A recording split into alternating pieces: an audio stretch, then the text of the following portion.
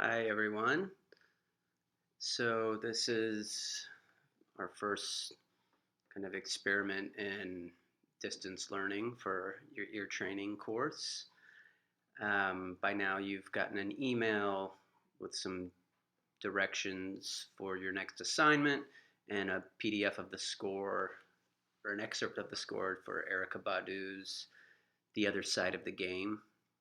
I don't think Erykah Badu wrote it, but she performs it on her Baduism album. Great track. So, what I want to do here is just sort of walk you through what I'm expecting in terms of your singing with numbers, because there's some weird things going on, or made weirder by what is kind of a crappy lead sheet that you'll be looking at. So, I'm going to walk you through some problems there, and we'll have a little discussion of harmony and why certain scales are being used in the melody. If you look at your lead sheet, and I'll have to look with you in a different window, um, I have measure one starting after the introduction. You'll see a four measure introduction with a second ending, and measure one begins with this D major 9 chord uh, with the words, "What you gonna do when they come for you?" Now, notice the song key signature wise, and you'll figure out, is an A flat major. The introduction, if you look at that, is kind of all over the place, but the melody in measures 1 through 8, so your melody, to back up a bit, that you're singing is kind of broken up into two sections. There's the chorus, which is measures 1 through 8, and then the verse, which is measures 9 through 23, and it goes from there.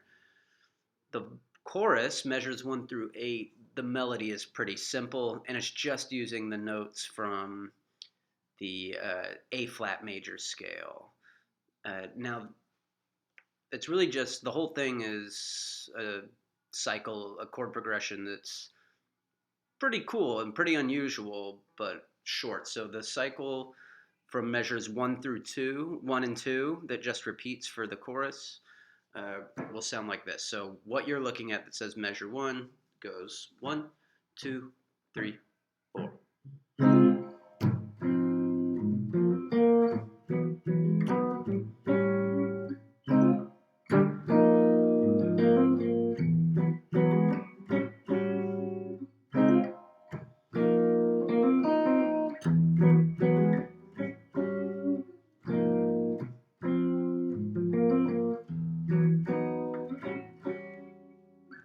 And that's the whole progression for measures 1 through 8.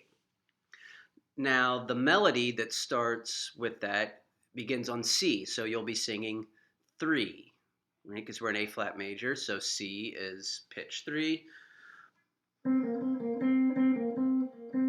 3 2 3 2 3 3 2 3 2 3, etc.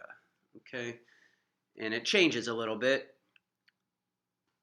and you'll notice in measure 2 and measure 4 and measure 6 and measure 8 there are no vocals. There's no melody that you'll be singing, and that's where the kind of weird chords happen. So simple melodies to be sung in measures 1 through 8, that should be no problem. At least they're kind of tricky in a couple parts, but not really. It shouldn't be an issue. Now the harmony in the verse that is similar the harmony in measures 1 through 8 is interesting because in measure 2 we have an E major 7. Now in the key of A flat major, there is no E major 7 in A flat major, right? This is something you may have talked about in harmony. It's called modal borrowing. We're borrowing from A flat minor. And you don't need to know that for the purposes here, but it'll explain or clear up some confusion that comes in the verse. And so in measure 2, we have an E major 7, and then your lead sheet says this is a G major 7 sharp 5 over A. That's a silly way of looking at it. It's just an A dominant 7/13 or an A13 chord, right? I have an A in the bass. Right, and that's it. But again, not a big issue in measures 1 through 8. If you look at measure 9, here's where the verse melody starts. And a couple things to note here in the lead sheet. First, I didn't correct the rhythms that are wrong here, just because those are harder to correct. But you'll see I've written in flats in measure 9 for what was a G. I've made a G flat. Same thing in measure 13. It had, the lead sheet originally had a G. You'll see a red flat sign that I put in there. So measure 9 starts on 1, right? Do I really? Like that, right? Also, the harmonic progression, it's just 2 chords that repeat over and over, A flat major and E major. It sounds kind of like this. 1, 2, 3, 4.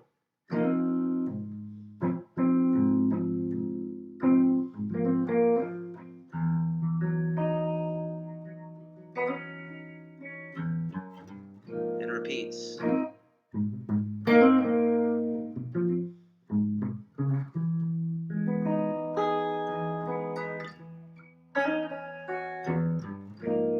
Over and over again, right? Those 2 chords back and forth. Now, when we make that G a G flat, it seems like that would be a problem against an A flat major 9. For whatever reason, it doesn't seem to be, and the voicings that we hear, there's not really a contrast. But if we look at just the pitches, A flat, this is measure 9, A flat, G flat, E flat, right? Keep those in mind. So A flat, G flat, E flat. We're going to figure out what scale is being used here. So measure 9, do I really want my baby? That's the measure 10 into 11. Now look at the pitches there. Here's how they sound. All right. So measure 10, if we start on measure 10, 3, 4. 1, 2, 3. Those are the notes, 10 into 11. Now they look strange, right? Because there's a bunch of accidentals, and the pitches that they write in measure 10 and 11 are not in the key of A flat. Look at B. So measure 10, we have a B natural. Think of an A flat major scale, right? Is there a B natural in A flat? No, there's not. Is there a C sharp? No. Is there a D sharp? No. Is there an F sharp? No. So none of these pitches seem to be in the key of A flat. But if we respell them, B, what if we make B natural C flat, right? Now C flat is not in A flat major, but it is in what? A flat minor. It's the 3 for A flat minor. Here's A flat, just an A flat kind of chord, major 6/9 chord. Here's B natural. Now, is there a C sharp? The next note in measure 10 is C sharp. There's no C sharp in A flat major, right? But if we make C sharp D flat, then that's 4. C sharp is, or D flat is 4 in A flat major. What's the next note in measure 10, the last note? D sharp. Is there a D sharp in A flat major? No. What if we spell it as an E flat? E flat is 5 in A flat major. Okay? Then that F sharp in measure 11. There's no F sharp in A flat major. If we make it G flat, there's also no G flat in A flat major. There's no G flat in A flat major. But what do all of these pitches in measure 9 and measure 10 and measure 11 sound like together? Here's measure 9. Right? Measure 10 into 11. So together we have.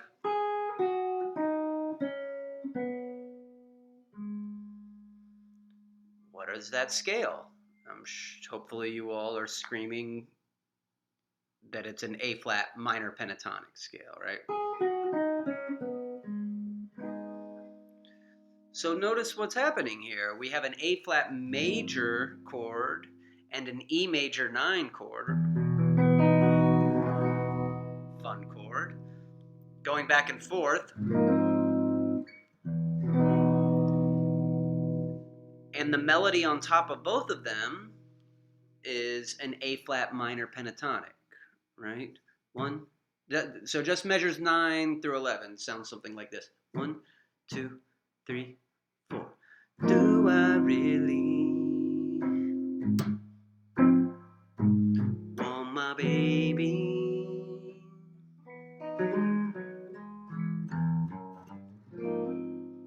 And so then in measure 13 and everything else through measure 23 will be all A flat minor pentatonic melody. Now, why did I go through all of this? For a couple reasons. One, harmonically, it shows some fun things that are happening. We've got notes that are outside of the key, chords that are outside of the key, and then just one single scale that's being used that sounds great on both chords.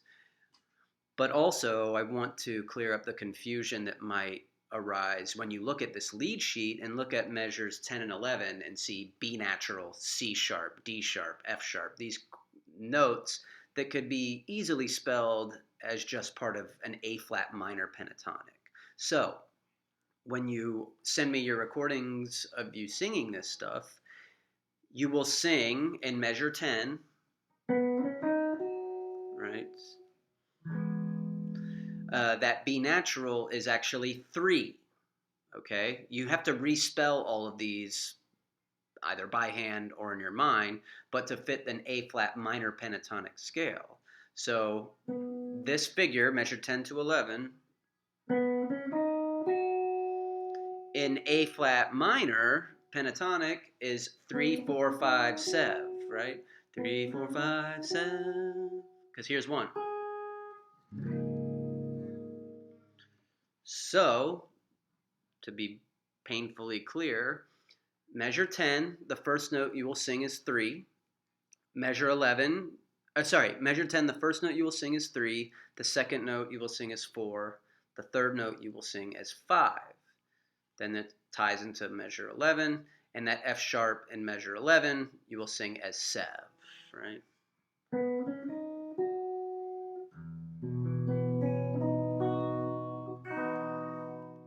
Okay.